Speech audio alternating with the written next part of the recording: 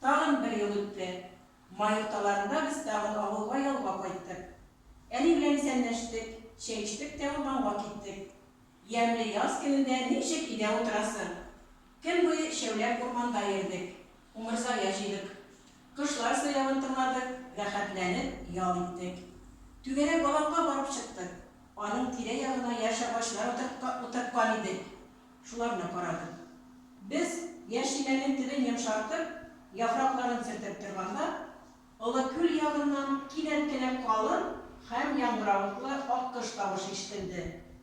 Bu mınlı hem matur tavuş tügerek olan üstünden dağın yangırap gitti. Ama ikinci akkış tavuşa kuşuldu. İndi dört akkış bir yolu kışkıra başladı. Bizden şahlığımız işe sığmadı. Çünkü bu külde gömerge or akkış yaşaydı. Kıyaşlı halkalarını dik yarata, hemşi tavular altında gururlana. Balaşama şekilli maktanıp da kuyaydı. Lakin eremenip kiskenden soň olar ılı külünü taşlap gittiler. Şundan soň köp yıl ötdi. Görünmediler. Emine hazır qaytkanlar. Oya dururlar, dağın balaşı varırlar. Bu şatlıklı haberler tezrek etyenler geldi. Olar da sevinsindik. Avulga çaptık. 155 süzlü tekis bulabı.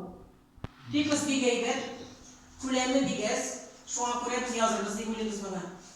Eydeniz başladık. Hazır men cümlelerini ekranlaydım. Sizge anlayışlı olsun için harflerini yüzünüz koyarız. Eterlerini, zakatlarını yüzünüz bilesiniz. Men anda basım yasabırak aytırmın. Siz ana anlarsınız deyip bileyim. O zaman eydeniz başlayız.